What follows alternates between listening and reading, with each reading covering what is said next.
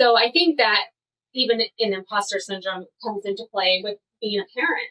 And I think, because when we opened up, you said, and how do you overcome it? One of the ways you overcome it is first you have to be aware. Yes. So self-awareness is first.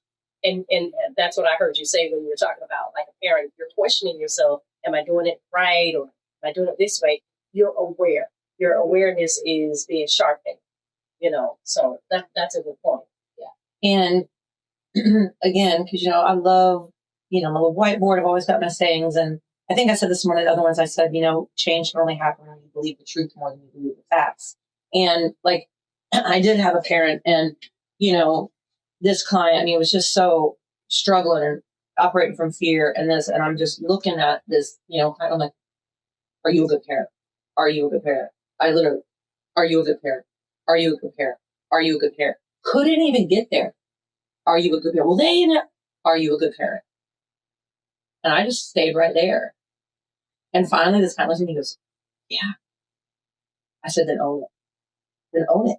I said, the facts are, blah, blah, blah, blah, blah. But the truth is, you're doing what you know how to do, what you have right now. And that's all you can do. That's all you can do.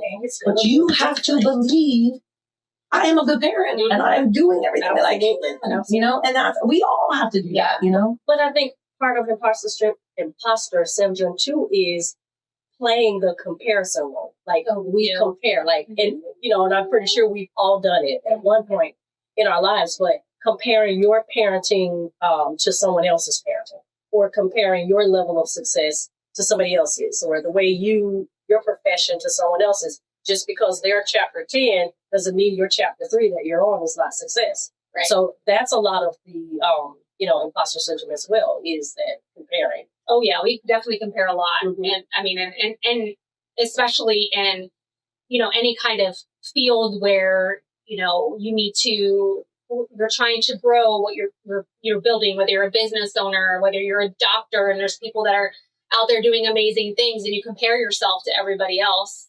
So, and then parenting, oh my gosh, how many times have we done that? I mean, I think we've all been there, like, oh, they must be a great parent, or what are they doing that I'm not, because I'm not getting the same result that parent went to and stuff. And you just have to accept it and accept that, yes, they may parent differently and they may have, their children are going to be different too, different humans. I was just thinking that too. Yes. So there may be just an intelligent, and maybe this mom and dad who had 3 kids and all of them are in these Ivy League schools, and you're like, dang, like what? Right? Like, my kid is barely going to, the community college. How did that happen? It's like, just sit back, let them have their successful, children, be happy for them, be their cheerleader, but then still embrace what you have and what you've tried to instill in your own kids. Absolutely. I agree with that, because it's so easy.